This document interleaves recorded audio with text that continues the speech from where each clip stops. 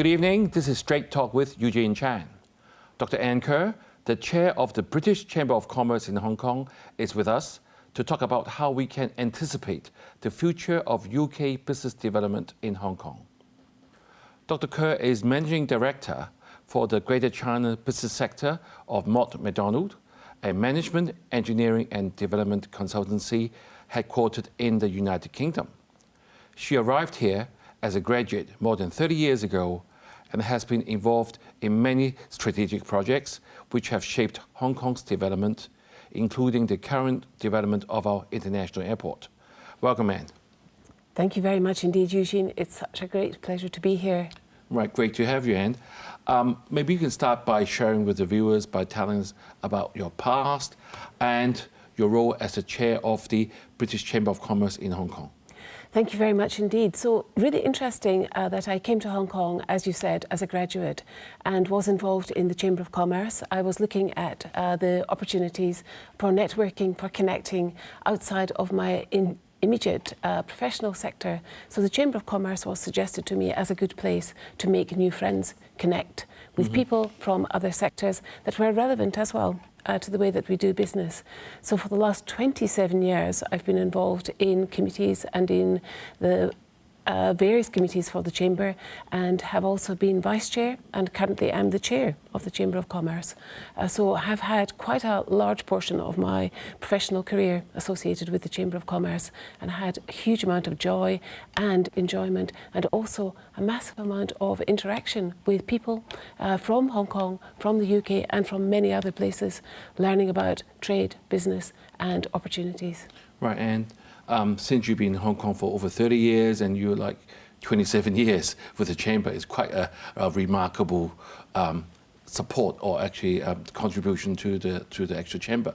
Maybe you can tell the viewers how many actually, do you have the numbers, say how many UK businesses are actually currently operating in Hong Kong, and what type of business do they mainly do, and what type of level of investment are they doing in Hong Kong? Are they just doing a very primitive level or really sort of a very major investment in Hong Kong? Interesting question, because there are many different types of people who are involved in operations in business in Hong Kong. We have over 640 businesses associated with the Chamber who are headquartered in the UK and who are operating in Hong Kong and in other places. We have many other businesses that are small and medium enterprises who are coming here to do trade, who are doing commercial activities, who are innovation entrepreneurs, who are doing startups. About 4,500 startups in Hong Kong, many of whom actually emanate from the UK. In terms of the investment, it's quite significant investment that is being put into Hong Kong, because Hong Kong is seen as the centre in many places, and in many cases the centre of investment into China mainland as well as westwards back into the Western world. So since, since we all know that Hong Kong has a very strong tie with UK because of the history, and of course the British Chamber of Commerce is sort of a very notable organisation in Hong Kong. How many people do you think are actually associated with the 640 plus businesses in Hong Kong? I mean, do you think a large Hong Kong population sort of employed by the businesses? So over the years, people have given different statements as to the percentage of people who are associated and aligned with British businesses, and at times people were talking about 40% of the working force was associated with British businesses. I'm not quite sure of the current numbers, and I wouldn't like to be quoted on that as being a figure for today, but I would say that there's a large number of people who have an association. I think it's also important to understand many people have been to university or school in the UK and have an affinity. So what we're looking at the moment is the association with alumni and also people who have some connection. Many people are also looking at how they can operate from Hong Kong into UK as being a very good trading partner. So it's a two-way flow, actually. So many people have got some connection or another.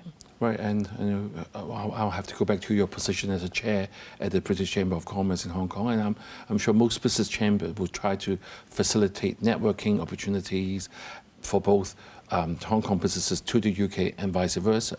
And how effective has that been in recent years? I mean, you've been there like 27 years. Things have changed in Hong Kong and the world.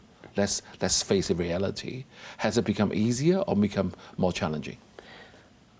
Many questions in that question. I think if I may pick up on the connections and the benefits. I think the benefits that the Chamber can offer to the business community and also to society in Hong Kong is that we do a variety of things. One is our advocacy.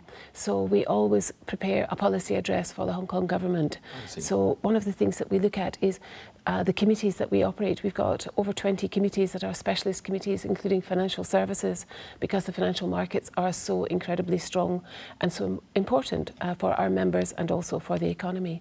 So looking at the financial services, we provide input into the policy address. We also provide input from climate change, from other aspects in terms of logistics, in terms of cargo, in terms of tourism, marketing, other aspects in terms of infrastructure and development, looking to see how we can assist, aid and provide our perspectives, because many of the members are not just working in UK or Hong Kong, but many of the people are working across the world. So we're seeing current trends, we're seeing what are the future trends and opportunities.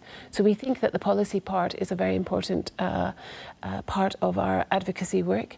We also do a lot of engagement with governments. So we work very closely with the Hong Kong government in terms of sharing what we understand, our sentiment, etc. We engage with the UK government, we engage with the China Liaison Office, Ministry of Foreign Affairs, and so we have been building up over the years, and I think more effectively over the last few years we've been building up very, very strong relationships with all governments to help provide all the information and also to inform on a broader basis rather than having monoprismatic views being present. So Chair, I'm going to ask you one direct question this time rather than questions in questions. How would you describe the current state of UK business presence in Hong Kong?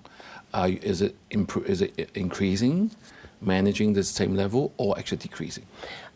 The UK business presence in Hong Kong is very, very constant. It goes up and down, it fluctuates, but at the moment it is very much, I would say, on a small positive green shoot in an increase. Right. Okay. And how would your members feel about the Hong Kong market? What are the actual confidence level in Hong Kong? Because we all know that Hong Kong has been through some challenging times like many places in the world. We know changes are imminent. This challenge is sort of bigger than before because it's very based on our current economy and our business. Things are changing. Some Hong Kong people are not as confident as before. That's the reason why we invite you to the show and tell us, how are your members see Hong Kong right now?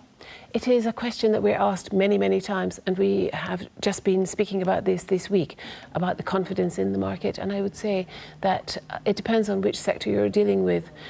In general, the general perspective is that there are green shoots, and generally we would say that there are positive signs.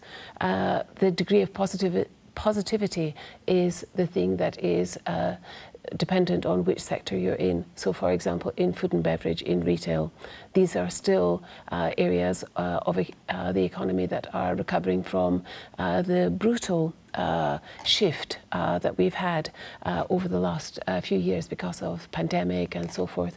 But remembering we've only just really had just over a year of being out of restrictions and measures associated with the pandemic, and the recovery takes some time. Everywhere in the world has had difficulties and challenges. So I think that Hong Kong is showing itself, and I think members also recognise Hong Kong is showing itself to be what it's very good at, and that is resilient and bouncing back. The bounce might not be as big and as fast as we all had expected and hoped, I think, in the middle of last year, but it is coming. Yes. We know that there have been challenges, and you said some are recovering faster, some are still sort of, I think the F&B industry we know is struggling a bit compared to the others. So what are the niche in Hong Kong that you think UK businesses are still staying here, I mean, knowing that it's going to work eventually? Because even if you're going to anticipate things are going to be better, there must be some good foundation that you think Hong Kong has that opportunity. Common law. Right. English as one of the business languages, multiple languages, also are helpful. And there are many languages that are used and operated in Hong Kong. But also the fact is that English is one of the very strong common languages for business. That really does give a lot of confidence because people can communicate very easily, and it's all about, in business, it's all about communication, it's about building trust. And so trusted relationships, we have seen many trusted relationships have been built and have remained very strong with foundations. Right, I'm going to ask you one last question before we go to the break. We know that there has been in the news that a lot of expatriates have left Hong Kong because of during the COVID time, because our restrictions were a bit harsh to many families. So some people left because of the families and all that. Have you seen the numbers actually continue to leave Hong Kong, or you seen the other way around? So as you have mentioned, I have been here for many, many years, and all the time we have seen people go, we have seen people come. We saw people leaving during the pandemic, absolutely, because mostly these were families, and there were some difficulties with families for schooling and so forth. But we have seen people coming back, absolutely seen people coming back. And what's also interesting, these might be new families that are coming back with younger families, with younger children. But they also are families who have been relocated in other places during COVID times, and they are returning to Hong Kong because it is such an incredible place to live, to work, to raise your family, to enjoy life and to have fun. Right, and let's take a break now. But viewers, stay tuned. We will be right back.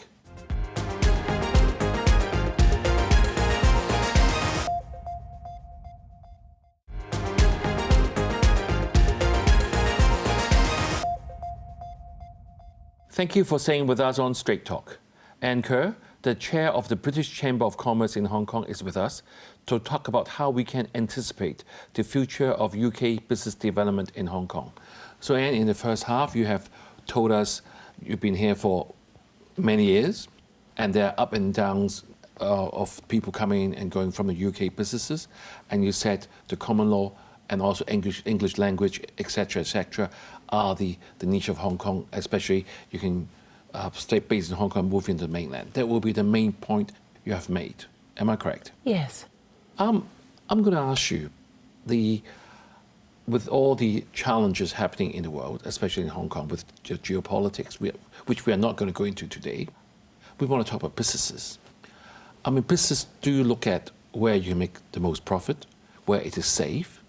So has Hong Kong changed in any way compared to before? Like we had the Article 23, we had the national security legislation coming through. What are your members' views on all that? Is Hong Kong just as attractive or even more attractive than before? I think it's really interesting to start looking at things from the perspective of, have they changed? Yes, Hong Kong has changed, but everywhere in the world has changed. I think also from a security perspective and from a safety perspective, I travel in many places for work. I have to say, I still think that Hong Kong is one of the safest places I have ever been in the world. I also talk to different people at different ages, and also people operating in different ways. They also have the same point about Hong Kong being a very safe place to live and work. And especially, I would have to say, from a female's perspective, I would not like to take a cab in some other cities around the world at 3 o'clock in the morning. But in Hong Kong, no issue at all. And just now you mentioned in the first half that one of the work that the Chamber does is having input to the policy address, and you know our CE delivered his second policy address in February, which is entitled "A Vibrant Economy for a Caring Community." Were there any changes in that impact UK businesses, and are they positive or negative? So there are many aspects in the policy address that are very good opportunities for British businesses, and I think development is particularly important to mention in this case. So British businesses are also not just centred around financial services, but of course from the perspective that I come from, so in development planning and in the construction industry, which operates very strongly here in Hong Kong and employs many of the population. We see many opportunities coming forward. There are different opportunities. It's not just about development. There are huge development plans, and the pipeline of projects is quite considerable. Right. For Yeah, and you see that we have an increasing integration with the Greater Bay Area. How is that affecting UK businesses? I see some integration with the Greater Bay Area, but there's still a way to go, I think. And I would suggest that perhaps the Northern Metropolis is more relevant to the British businesses than the Greater Bay Area, because again, the Northern Metropolis is part of Hong Kong and it's part of familiar territory for working in. Right. And how about, we are starting to shift a focus to the ASEAN and also the Middle East. How do you see that? So interesting, because many of us have very strong connections within ASEAN. And as I mentioned in the first half, half of the world's population is within 5 hours flying time. So naturally within ASEAN, strong connections, but stronger connections could be made. And again, there are very, very tight relationships in terms of development opportunities, as well as the financial markets and so forth. Right, so far you see things are quite positive for the UK businesses. And as you know, many of our officials do watch this program. Maybe if I'm going to ask you, what are the most common challenges faced by our UK businesses in Hong Kong that you think the government can lend a hand to? Anything that you can think of? It's a very interesting question, because I think actually Hong Kong is personally, I think it's a very easy place to do business. One of the things that we could do perhaps, or we could see more of, is a little bit more in terms of timelines for the opportunities coming forward, and perhaps a little bit more positivity as well, and perhaps a little bit more outward promotion of Hong Kong. Right. I'm going to touch on one more area before we go back to Hong Kong itself. We all know about the Brexit. Brexit has made UK in a very challenging position as well. How has that affected the UK businesses, especially those that operations in Hong Kong? Will you be spending more effort into this part of the world, or you want to go back and rebuild the British economy? Oh, I've been here for a very long time, as many people have, and I think that we want to stay here. Absolutely. Right. This is our home. This is where business gets done, and this is where business gets done very effectively and efficiently. We have opportunities. I think that's why many people choose to make Hong Kong their home. Actually, many people come here for the traditional 2 or 3 year contracts and stay for a very long time. And you know, we had a Global Talent Summit recently in Hong Kong, and according to Secretary Chris Tan, we had close to 290,000 applications, where we have approved 180,000, and 120,000 applicants are already in Hong Kong. Do you think this type of scheme is attractive to, the UK business people? Because one of the so-called criticisms by the press saying that, oh, we're getting a lot of people coming, but majority are with a Chinese background, like they could be Chinese that will study overseas, which I don't think there should be a problem, but it would be nice to have more people from the traditional Western partners like the UK. Is that attractive to the people in UK to come to Hong Kong right now? The schemes are very attractive, but if we may touch on something slightly more delicate, the narrative in the press is not helpful, because people read press, they look at the media and so forth, and they make their judgments. What I think people should do is actually come here and have a look and see the benefits that there are. When people come, we see quite a lot of youngsters coming in, and they're coming just to have a look and see what are the opportunities, and they're all, I think the expression is, blown away. Right. And other people have been coming. We've had some ministers and other business people from UK who haven't been in Hong Kong ever in their lives, and they come and they are absolutely amazed at what they see. So I think the message is, come, have a look and see, and don't just read the papers. Right. I'm sure the viewers by now who have watched your program, knowing that you're a person who loves Hong Kong very much, and more Hong Kong people than even more other people think. What will be, let's move on to an area in the second part of the show, of your specialty. You've been in Hong Kong for like over 30 years. You're in constructions. I think you were involved in the airport, the runway. When it's completed, do you think the numbers traveling to Hong Kong will reach sort of a pre-COVID level again? Oh, I'm absolutely confident in the numbers returning to pre-COVID levels and beyond. And actually we're at about 70%, I think, of visitors coming in compared to COVID times. Also, the airport is not just for people, but the airport is for cargo, and the cargo numbers going through Hong Kong Airport are #1 in the world. So it has a very, very dominant position. And I absolutely believe that the airport is one of the most efficient airports. Seriously, it is one of the easiest to move through, to navigate through, and it is one of the most advanced as well. We used to be #1 airport in the world. I think not recently, though. Do you think it will go back up again? Of course, absolutely. I'm absolutely confident of it. Right. And you mentioned about cargo. I mean, can you tell us a bit more about cargo? Because Hong Kong has always been sort of a middle person between the mainland and the rest of the world. But with all these new ports opening in mainland, people say that Hong Kong's, like the container business has decreased a lot because we're not as competitive. Do you still see that as one of our strengths in years to come? And how do we do that? So that's a really interesting question, because we always used to think, when I first came to Hong Kong, we always thought the airport and the seaport were equal in terms of their ranking. In more recent times, though, I think it's about consumer spend and what people are looking for. So the seaport has declined slightly and the airport has risen. And so what we're seeing is the companies like Amazon and other courier companies are putting a massive amount of throughput through Hong Kong Airport. It's something like 40% of online sales from Amazon goes through the international airport. So I think that's about consumer spend. So I think there has been a shift in the way that materials are being moved around. People are looking for something within 24 hours or less from clicking that button on the I want to buy. But if you're still looking at major components, then you would still use the seaport. So I think it's horses for courses, as they say. So I'm going to ask you the last question, the last 30 seconds of the show. What advice would you give your 20-year-old self today about moving to and living in Hong Kong?